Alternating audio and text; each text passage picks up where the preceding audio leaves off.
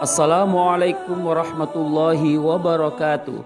Sahabat YouTube yang beriman, ketika keputusan keji untuk membunuh Nabi Shallallahu Alaihi Wasallam telah diambil, malaikat Jibril turun membawa wahyu Rabb-Nya yang isinya memberitahukan kepada beliau tentang persekongkolan kaum Quraisy tersebut dan izin Allah kepada beliau untuk hijrah dari Mekah.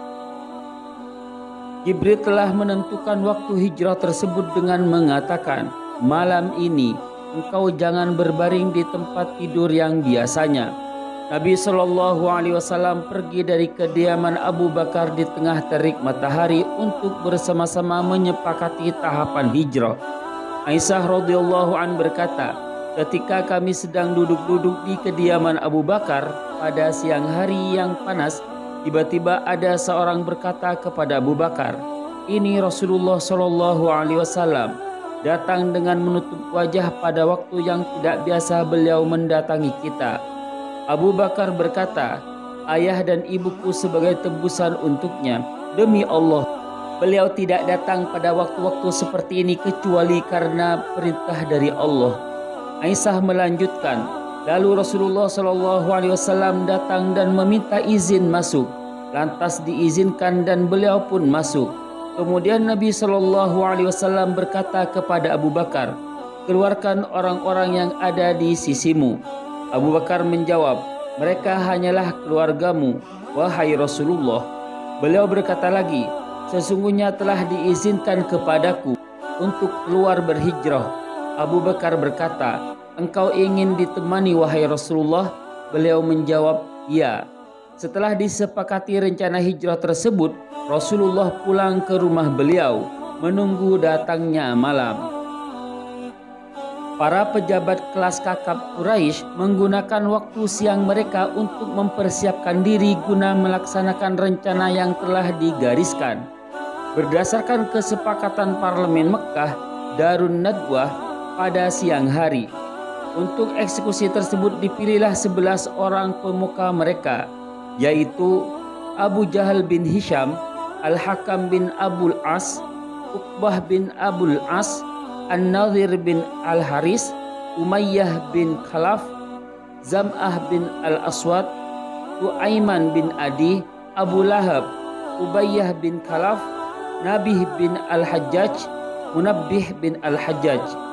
Ibnu Ishaq berkata, ketika malam telah gelap, mereka berkumpul di depan pintu rumah Rasulullah Shallallahu Alaihi Wasallam dan mengintai kapan beliau bangun sehingga dapat menyergapnya.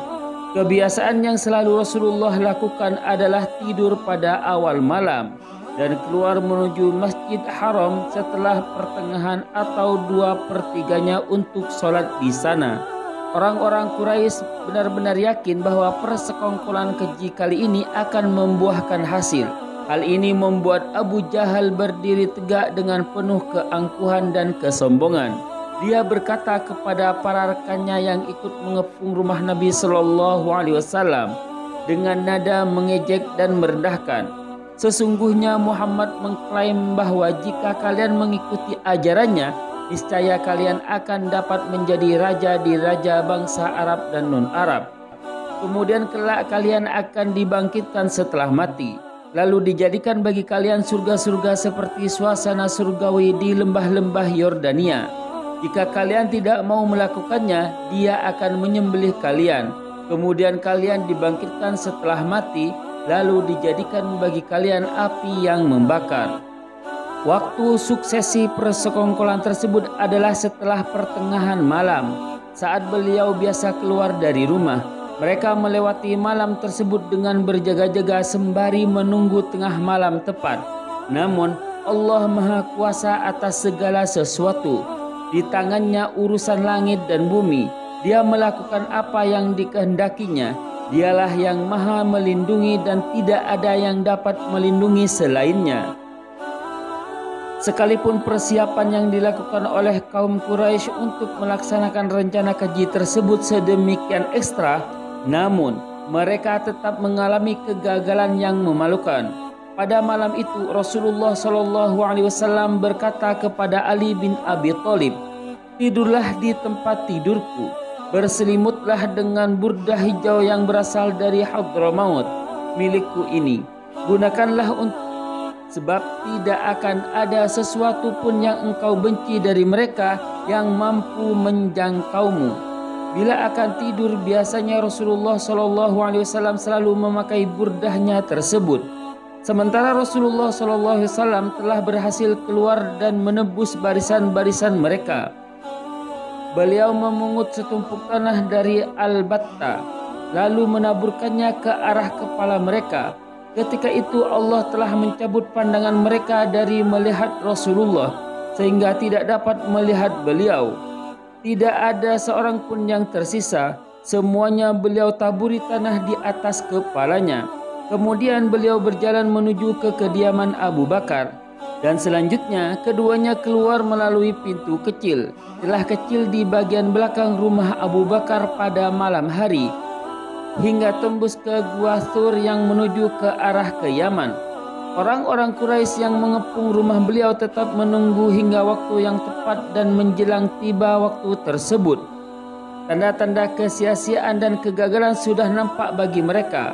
Seorang laki-laki yang tidak ikut serta dalam pengepungan tersebut datang dan melihat mereka sedang berada di pintu rumah Rasulullah. Dia kemudian menanyai mereka, "Apa gerangan yang kalian tunggu?" Mereka menjawab, "Muhammad."